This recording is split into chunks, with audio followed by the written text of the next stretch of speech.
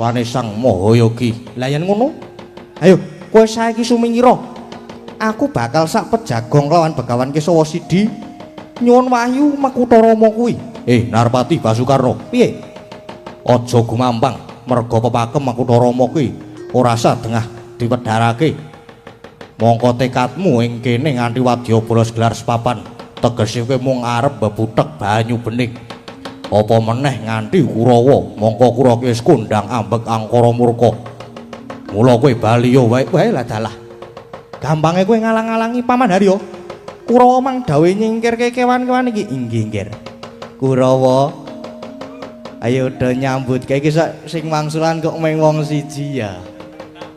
Kurawa, ayo do nyambut gawe lenggaske coklo kendarate niku. Wah iki gawean meneh.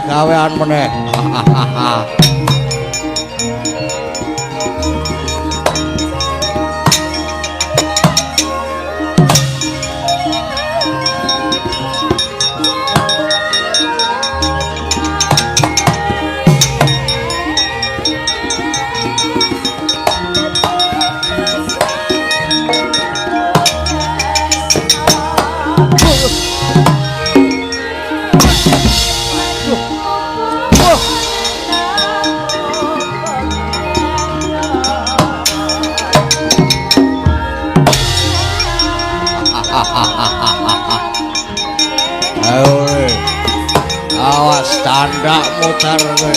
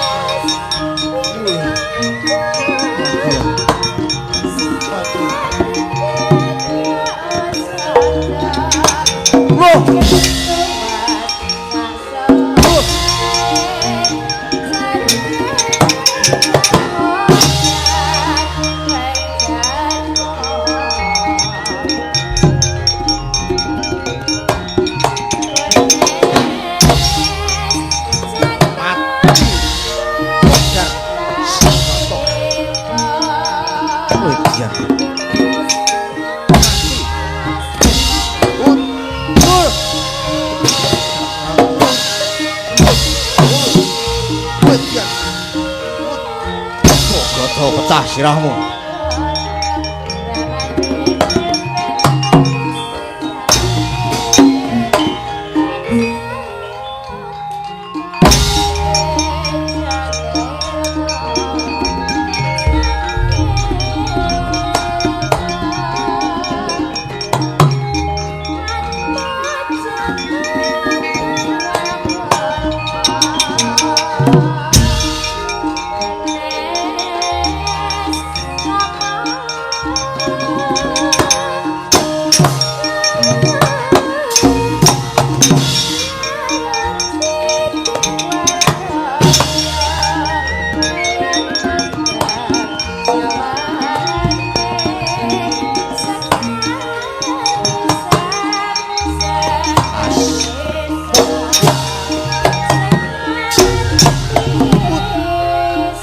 Jolke.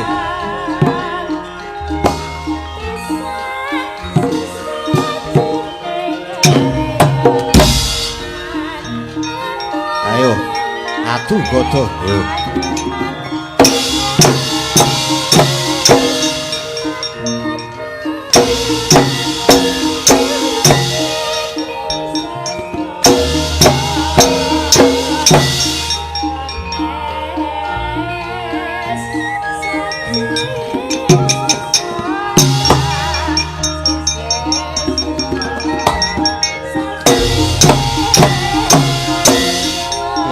Podra kowe.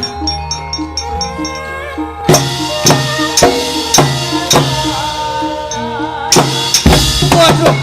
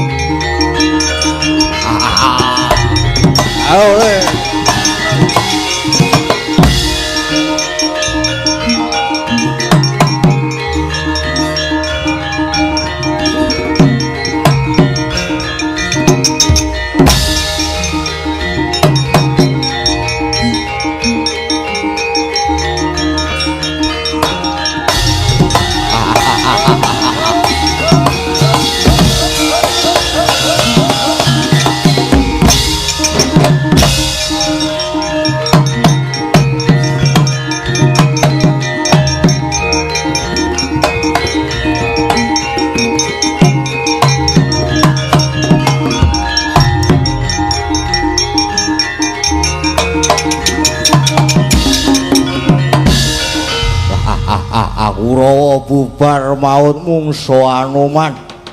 Ayo aku ya golek mungsu sing imbang. Kowe butuh jajal raka ya? Ya aku Detya Jajal Raka. Kowe sapa? Aku Raden Dursasana. Ayo mungsu karo aku ana sirah buta tanggo gatheng. Maju tak rimah-rimah untal marang kowe.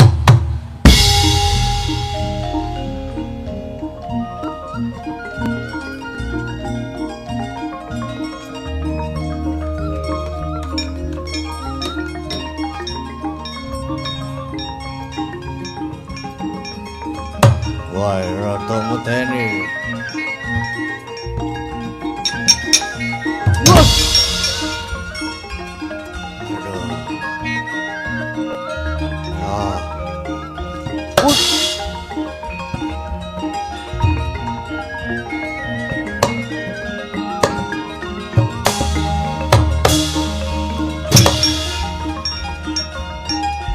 Hahaha.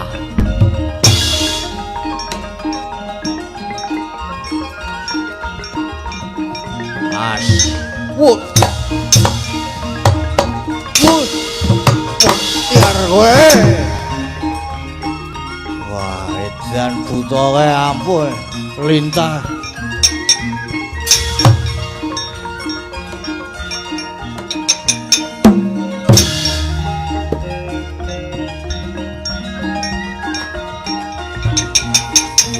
Wuh.